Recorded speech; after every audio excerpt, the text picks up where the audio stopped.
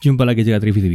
Di sebelah saya ini ada sebuah laptop yang unik dan langka.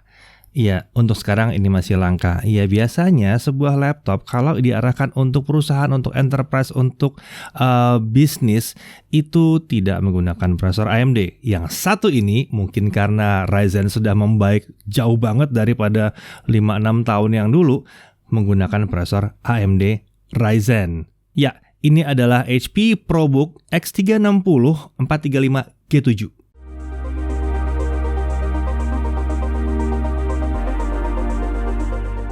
Ya, kali ini kita akan membahas beberapa device, tapi poin utamanya adalah si HP ProBook X360 435G7, panjang banget ya namanya ya, yang menggunakan prosesor AMD Ryzen yang satu ini ya. Nanti kita akan bahas dia juga bersama dengan Elite Display E243 docking monitor dan sebuah HP P244 monitor.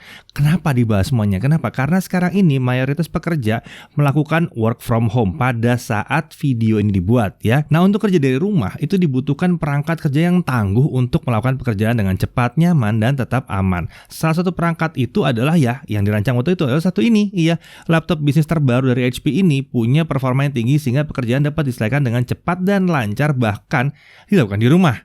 Nah, laptop bisnis ini juga udah teruji ketangguhannya dan punya fitur keamanan yang lengkap banget. Menariknya, HP ProBook X360 435G7 ini punya harga yang relatif terjangkau dan cocok untuk kalangan UKM atau usaha kecil menengah. Tentunya bagi yang membutuhkan sebuah laptop kelas bisnis untuk menjalankan usahanya. Nah, si HP ProBook ini bisa dipadukan dengan HP Elite Display E243D docking monitor atau HP P244 monitor yang membuat penggunanya akan semakin nyaman bekerja baik di rumah maupun di kantor. Kita langsung masuk aja spesifikasinya. Dia menggunakan AMD Ryzen 7 4700 Renoir ya.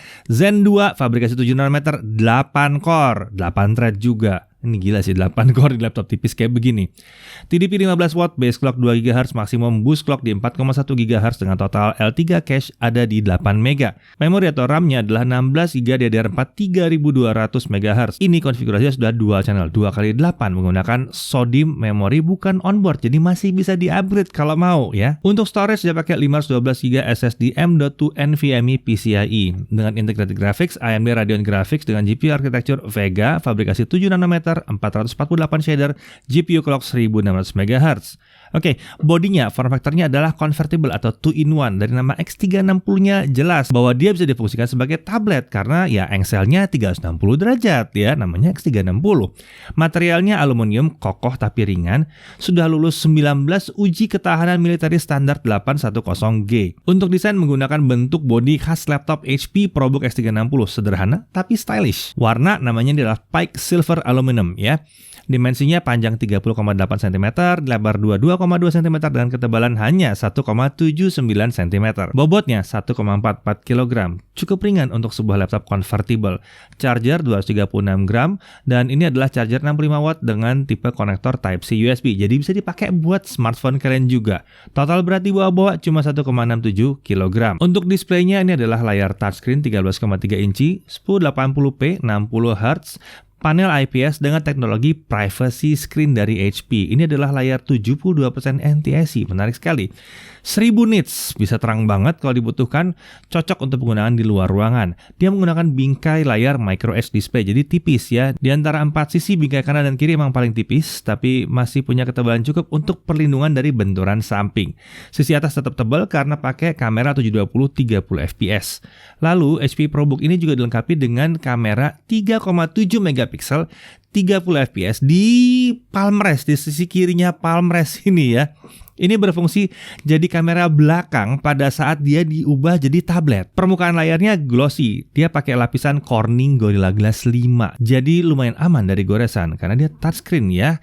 Laptop dengan layar touchscreen ini memang rata-rata pakai glossy layarnya. Nah, layar ini juga membuat tampilannya itu lebih cemerlang, lebih gampang keluar warnanya. Nah, sebuah stylus HP Pro Pen ini juga disertakan untuk memudahkan aktivitas menggambar atau menulis pada layar HP ProBook yang satu ini. Nah, pen ini memiliki 4096 pressure sensitivity menggunakan baterai AAAA Quad A4 A gitu ya. Diklaim ini bisa tahan untuk 1 tahun penggunaan normal. Stylus ini bisa disimpan bersama dengan laptop dengan menggunakan sebuah holder yang ditempel ke bodi laptop.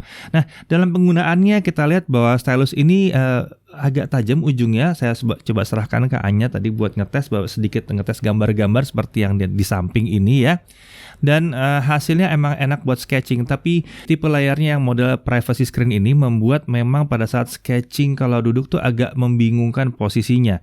Jadi kalau dibilang memang ini lebih pas untuk bikin catatan-catatan gitu ya, sketch-sketch ringan, tapi bukan tepat dibilang untuk menggambar memang yang satu ini. Tersedianya stylus tentunya jadi membuat kita bisa bikin anotasi-anotasi, catatan-catatan lebih gampang dan memudahkan kalau mau presentasi pakai oret-oretan lebih gampang juga ya.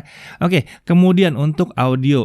Audionya adalah stereo dengan 2 speaker, posisinya di area sebelah atas keyboard mengarah langsung ke atas jadi dia ya. Disediakan software HP Audio Control untuk mengatur audio profile. Untuk kualitas suaranya lumayan oke, dan yang menarik adalah dia suara mid-nya itu sangat jelas. Jadi ini memang biasa laptop bisnis, suara mid-nya di speaker itu akan dirancang untuk lebih keluar. Mungkin ini akan bagus sekali kalau misalnya kalian melakukan video call tanpa headphone, jadi jelas banget suara orang di situ, jelas banget ya. Kita masuk konektor. Di sisi kiri ada 1 security lock slot dan ada 1 USB 3.1 Gen 1. Lalu di sisi kanan ada 1 micro SD card slot, ada 1 3.5 mm audio combo jack, dan ada 1 HDMI, ada 1 USB 3.1 Gen 1, ada 1 Type-C USB 3.1 Gen 2, ini mendukung power delivery dan juga mendukung display out dengan protokol DisplayPort. Dapat digunakan untuk menyuplai daya listrik atau charging laptop dengan charger Type-C USB. Lalu ada 1 kali DC in. Nah, yang ini dapat digunakan untuk menyuplai daya listrik atau charging laptop dengan charger yang ujungnya itu bundar ya modelnya ya. Untuk konektivitas dia menggunakan Wi-Fi 6 ya, menggunakan chip AX200 series. Ini Wi-Fi AX, mendukung multi-user MIMO gigabit Wi-Fi dan otomatis ada Bluetooth versi 5.1. Untuk keyboard, ini menggunakan keyboard HP Premium Keyboard dengan HP Dura Keys. Permukaan tombolnya lebih tahan dari kemungkinan aus akibat pemakaian. Desain dan layout tombolnya itu ya khas laptop HP ProBook, dan seperti biasa untuk laptop bisnis ini adalah spill resistant keyboard. Ya, jadi anti kecipratan, anti ketumpahan. Keyboardnya juga memiliki backlit putih dengan 2 tingkat kecerahan, diubah dengan cara menekan tombol F9. Tombol power itu menyatu dengan tombol keyboard di pojok kanan atas. Untungnya posisi tombol powernya ada di sebelah kiri tombol delete, jadi mengurangi resiko tidak sengaja tertekan. Tapi sebentar dulu, buat kalian yang memang selalu mengincar layout keyboard ini untuk dipersalahkan, dibilang bahwa wah ini bahaya banget, nanti data kalian bisa hilang. Di laptop mahal-mahal datanya kepencet gara-gara salah pencet bisa hilang. Oke, saya pencet tombol powernya ya. Saya pencet tombol power. Saya pencet tombol powernya. Tombol power dipencet tidak mematikan, tidak, mesti ditahan dulu, dan tombol ini lebih keras dari tombol yang biasa. Kalau kalian kira mungkin layar dummy, oke saya pencet tombol Windows, nyala ya, Windowsnya keluar. Tuh, Windowsnya bisa. Jadi nggak ada masalah dengan tombol power kepencet. Lalu kita beralih ke touchpad. Permukaan touchpadnya cukup luas dan posisinya center to body menggunakan Windows Precision Driver di sini. Untuk security ada biometric security, dan ada fingerprint sensor dengan biometrik sidik jari, ada kamera inframerah untuk biometrik wajah. Lalu ada HP Privacy Camera. Ini slider menutup kamera untuk mencegah pengintip. Jadi yang atas ini kalau di slide dia ketutup ya. Kemudian ada HP SureView Gen 3 generasi ketiga. Fitur khas laptop HP yang membuat tampilan layar laptop tuh susah dilihat dari sudut-sudut yang miring tertentu gitu ya. Ini mencegah orang lain untuk melihat dan mencuri data penting yang sedang ditampilkan di layar laptop. Ini cocok digunakan saat sedang melihat data penting di area publik, lagi di bandara mungkin, lagi membuka laptop sambil nunggu pesawat. Ya kalau dalam kondisi normal bisa seperti itu. Jadi bisa aman, nggak takut diintip-intip. HP SureView Gen 3 ini bekerja dengan mengurangi intensitas cahaya pada layar sehingga sulit dilihat dari sudut tertentu seperti dari samping. Tapi dari tengah itu nggak ada masalah, masih gampang dibaca. Secara teoris kerja seperti ini dapat membuat pemakaian baterai jadi lebih irit saat HP SureView Gen 3 diaktifkan. Kita lihat nanti hasil ujinya di pengujian baterai ya. Mekanisme seperti ini juga membuat dia sangat optimal digunakan di ruang yang pencahayaannya kurang atau gelap seperti di pesawat atau traveling malam di ruang rapat yang tidak terlalu terang, mungkin kafe, indoor gitu ya, dan lain-lainnya. Mekanisme kerja seperti ini juga membuat kualitas tampilan gambar di layar HP SureView Gen 3 ini relatif lebih baik daripada yang generasi 2. Kemudian ada yang namanya HP Sure Start. Fitur ini mencegah kerusakan BIOS akibat program yang tidak dikenal. Jadi saat menghidupkan, fitur ini akan melakukan verifikasi apakah file BIOS itu normal atau tidak. Kalau terjadi kerusakan, fitur ini akan secara otomatis melakukan recovery dari chip BIOS backup. Nah, backupnya ini tentunya yang dijagain banget ya. Nah, bekerja dengan laptop ini memang membawa keuntungan tersendiri. Selama merasa nyaman, itu memang membuat kita bisa bekerja menyelesaikan pekerjaan dimanapun dan kapanpun, bahkan saat tidak ada colokan listrik. Ya, kalau di rumah pun kita bisa pindah-pindah, bahkan mau di kasur gitu, mau di meja makan, mau di teras depan, bisa, gitu, nggak ada masalah. Tapi kelemahannya adalah memang ukuran layarnya itu kecil, sebenarnya kecil ya. Keyboard yang mungkin juga tidak senyaman keyboard PC desktop ya, keyboard mechanical apalagi. Wah, itu nyaman banget kalau udah kerjanya di rumah, itu waduh, enak banget kayak gituan. Selain itu jumlah konektor juga cenderung terbatas. Jadi memakai PC desktop memang dapat mengatasi kekurangan itu, akan tapi PC desktop jadi sulit dibawa kemana-mana, jadi lumayan makan tempat juga di atas meja. Jadi kerepotan mindahin data antara PC laptop dan PC desktop akan terjadi pada saat punya dua-duanya. Salah satu solusi agar pekerja tetap dapat menikmati kenyamanan laptop dan desktop saat bekerja adalah, kalau untuk HP, solusinya adalah HP Elite Display E243D Docking Monitor. Ini adalah sebuah monitor dengan fungsi kerja sebagai docking. Perangkat docking itu umumnya digunakan untuk mengekspansi jumlah tipe konektor. Jadi macam-macam tipe konektor kalau pakai docking. Nah, docking HP1 ini dilengkapi dengan layar ukuran 23,8 inci dengan resolusi Full HD panel IPS. Layar yang besar membuat ruang kerja jadi lebih luasa dan nyaman saat kerja ya. Walaupun punya ukuran besar, bingkai layarnya ini tipis dengan microLED display juga di 3 sisi, membuat ukuran keseluruhan bodi monitor jadi nggak terlampau besar. Ukuran bodinya juga membuat dia nggak terlalu banyak makan tempat di rumah ya, di rumah ukuran kecil maupun di apartemen. Tentunya juga cocok untuk kantor dan ruangan-ruangan yang lain yang tidak terlalu besar. Nah, berbeda dengan si laptop, permukaan layarnya si monitor ini anti glare, jadi sangat nyaman untuk bekerja. Sebagai perangkat docking, konektor yang disediakan adalah satu DisplayPort, satu HDMI, satu DSAP atau VGA biasa dibilangnya ya, satu Type-C USB mendukung DisplayPort dan power delivery, satu Type-B USB, satu Ethernet, 4 Type A USB 3.1 Gen 1, 2 di samping kiri, dan ada satu 3.5 mm headphone jack di samping kiri juga. Monitor ini digunakan sebagai docking dengan menghubungkan kabel USB Type A to Type B ataupun Type C to Type C dari HP ProBook ke monitor. Cukup satu kabel USB, tidak perlu menghubungkan kabel display lagi. Jadi pakai kabel USB aja. Setelah dihubungkan, jika diperlukan, lakukan instalasi DisplayLink USB Graphics Software agar tampilan dari laptop dapat ditampilkan pada layar HP E243D. Setelah itu, layar monitornya ini dapat dikonfigurasi sebagai layar duplicate extended atau sebagai layar utama. Menariknya, jika monitor dan laptop dihubungkan dengan kabel USB Type-C, monitor dapat menyuplai daya ke laptop. Jadi nggak perlu masang charger langsung di laptop. Sayangnya, unit yang kami terima memang tidak disertai dengan kabel Type-C USB resmi dari HP. Jadi kita tidak bisa nyobain kemampuan tersebut ya. Nah, setelah sukses terhubung kini pengguna dapat menciptakan sebuah command center di ruang kerja mereka. Dapat menghubungkan berbagai peripheral ke si HP E243D seperti keyboard, mechanical keyboard misalnya ya. Mouse, storage eksternal, kabel Ethernet ke jaringan, dan masih banyak lagi. Menariknya dia punya kemampuan DC chain. Jadi monitor ini bisa dihubungkan langsung ke monitor lain dengan konektor DisplayPort.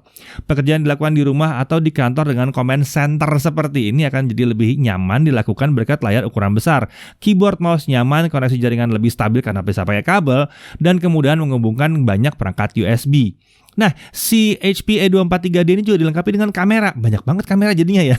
Kamera 720p 30fps yang dikeluarkan dari sisi tengah monitor untuk bisa melakukan video conferencing. Nah, untuk yang membutuhkan kenyamanan bekerja dengan layar besar tapi tidak merasa butuh fitur docking, ada alternatif lain. Ada HP P244 monitor misalnya. Ukurannya sama, 23,8 inci, resolusi Full HD, panel IPS juga, anti glare juga, menggunakan desain bingkai tipis microLED display juga, juga di 3 sisi. Konektor displaynya ada 1 DisplayPort, ada 1 HDMI, 1 DSAP. Jadi ketersediaan konektor DisplayPort membuat P244 monitor ini dapat dijadikan DCC-nya dari si HP Elite Display E243D yang tadi ya. Jadi kalau mau malah bisa dipakai semuanya, pakai docking monitor tadi terus tambah lagi monitor. Jadi ada 3 monitor total ya. Monitor 1 di sini, monitor 1 lagi di docking, 1 lagi di monitor yang ini ya, yang P244 ini. Nah, ukuran monitor ini juga cukup ringkas ya, dan harganya tentunya jauh lebih terjangkau dibandingkan HP Elite Display E243D docking monitor. Oke, kita sekarang masuk ke dalam performance laptop. Balik lagi ke laptopnya sendiri ya, kita mau lihat performance-nya. Kita tes dengan menggunakan charger Cinebench R15 20 kali loop, Ryzen 7 4700D HP ProBook yang satu ini mampu mencapai skor maksimum di 1136 poin dengan sustain performance di kisaran 1050 sampai 1060 poin.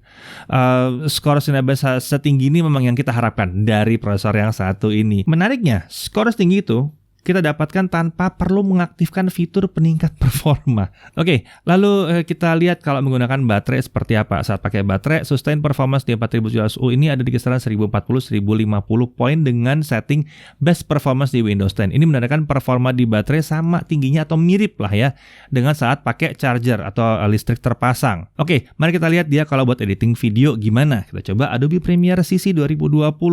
Dengan renderer software kita dapatkan 19 menit 2 detik untuk video 4K 60 yang 2 menit 7 detik yang biasa kita pakai. Lalu kalau kita pakai OpenCL menggunakan GPU-nya tentunya dia turun jadi sedikit lebih cepat di 17 menit 9 detik. Sementara itu kalau kita pindah ke Full HD 60, kita lihat bahwa software only 6 menit 41 detik dan pakai OpenCL di 15 menit 56 detik.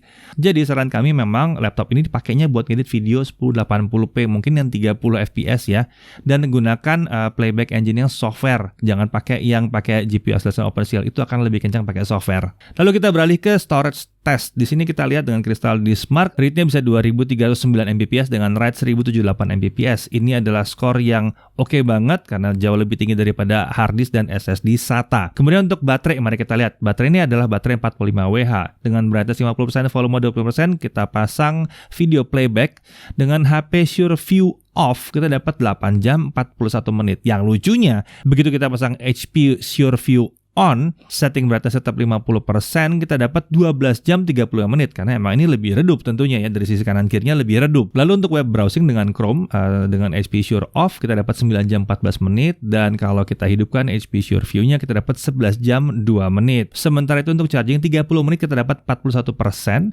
dan untuk full dibutuhkan 2 jam 8 menit. Cukup oke di sini. Sekarang kita beralih ke sistem pendingin. Sistem pendingin dilengkapi dengan 1 heat pipe dan 1 kipas. Pembuangan panas mengarah ke samping kiri membuat tangan kanan bebas dari semburan udara panas. Suhu kerjanya kita lihat, kita menemukan karakteristik suhu kerja yang unik di ProBook yang satu ini. Di laptop lainnya kita uji suhunya biasanya dilepas tinggi mungkin di awal pengujian dan mengalami penurunan seiring dengan jalan pengujian.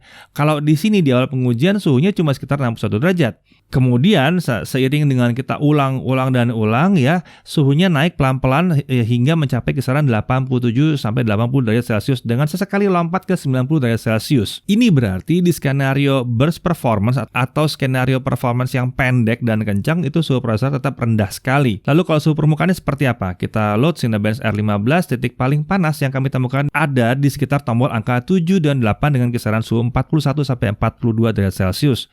Titik panas lainnya kita temukan di area bodi di atas lubang ventilasi dengan kisaran suhu 40-an derajat Celcius. Area tombol dan bodi lainnya kami temukan suhunya ada di bawah 40 derajat Celcius, jadi nggak ada masalah ya. Distribusi suhu permukaan tergolong baik. Dan tentunya suhu permukaan setinggi itu hanya terjadi kalau kita pakai aplikasi yang luar biasa berat dalam jangka waktu lama. Kalau aplikasi ringan nggak akan sampai sepanas itu. Oke, kita masuk ke harganya. Harga retail HP ProBook yang satu ini dengan Ryzen 7 4700U punya spesifikasi sedikit berbeda dengan yang kami uji. Jadi yang di retail itu pakai RAM 1x8GB SSD 512 dengan layar Full HD, touchscreen tanpa SureView ya. itu di 19.750.000. Sementara itu versi retailnya juga tersedia dengan Ryzen 5 4500U ya, sama RAM 8GB, SSD-nya 256, layar Full HD touchscreen tanpa SureView. Itu di harga 14.600.000. Sebagai laptop bisnis, HP ProBook yang satu ini juga tersedia di jalur project tentunya, sehingga spesifikasi hardware dan fitur dapat disesuaikan sesuai dengan kebutuhan perusahaan atau kebutuhan bisnis. Harganya sendiri dimulai dari 11 juta dengan spesifikasi Ryzen 3 4300U yang paling rendahnya, RAM 8GB, SSD 256GB dengan layar Full HD touchscreen tanpa SureView. Sementara itu harga monitor pendukung untuk HP Elite Display E243 docking monitor itu ada di 6.599.000. Untuk HP P244 monitor ada di 2.599.000. Nah, kesimpulan. Layar SureView Gen 3 ini mungkin kurang cocok buat kalian yang nyari visibilitas yang merata dari berbagai sudut. Tapi ini emang layar yang dirancang untuk bekerja di luar kantor, supaya nggak mudah diintip memang ya. Selain itu ada sebab kenapa HP menyediakan aksesoris seperti docking monitor dan si monitor untuk nemenin si ProBook ini. Jadi pada saat kalian butuh visibilitas yang lebih oke lagi, biasanya dalam kondisi statis, udah ada monitornya tersedia di situ. Sementara itu untuk performanya, mungkin ini bukan yang paling pas buat editing video 4K, tapi untuk video Full HD ini sudah oke banget, apalagi kalau Full HD 30. Dan buat yang protes soal tombol power, tadi udah saya tunjukin ya, nggak ada masalah, kepencet juga nggak masalah kok. Nah, sekarang kita masuk ke kelebihannya. Penampilan sederhana tapi stylish. Form factor convertible 2-in-1, cocok buat yang butuh laptop dan tablet. Pakai Gorilla Glass 5, udah lolos uji ketahanan standar military standar 810G, pakai prosesor Ryzen 7 4700U yang 8 core, kencang banget, minim gejala throttling. Ini kencang banget buat multitasking ya. Performa antara pakai baterai dengan charger juga nggak jauh beda. Suhu kerja prosesor cukup rendah, masih dalam batas yang aman. Suhu body juga termasuk rendah, oke banget. Baterainya juga lumayan irit untuk laptop dengan raya 1000 nits gini ya. Dan bicara soal 1000 nits itu cocok banget kalau di outdoor, bisa terang banget. Keyboardnya juga spill resistant, Wi-Fi udah Wi-Fi 6, fitur keamanan juga udah super lengkap. Nah, sementara itu HP Elite E243D docking monitor ini kelebihannya adalah dia punya fungsi ganda untuk monitor dan docking. Bikin kerja dengan laptop jadi senyaman pakai PC desktop. Konektor USB-nya melimpah, konektor displaynya lengkap, layar IPS, permukaan anti glare, nyaman untuk kerja. Kemudian HP P244 monitor, konektornya displaynya juga lengkap, yang jelas harganya lebih terjangkau. Kemudian ini adalah layar IPS, permukaan anti glare yang nyaman juga buat kerja. Walaupun dijual dengan harga terjangkau, HP ProBook X360 435G7 mampu menawarkan keunggulan-keunggulan yang diharapkan dari sebuah laptop bisnis. Performa tinggi untuk menyelesaikan pekerjaan dengan cepat, fitur keamanan yang lengkap, dan juga punya daya tahan yang cukup tangguh. Pekerjaan dilakukan dengan HP ProBook X360 435G7 juga dapat dibuat semakin nyaman dengan dipadukan pakai si docking monitor atau monitornya tentunya ya, kalau kerjanya statis. Ini membuat pekerjaan jadi semakin produktif meski sedang work from home. Saya Deddy Irfan, Jagat TV TV.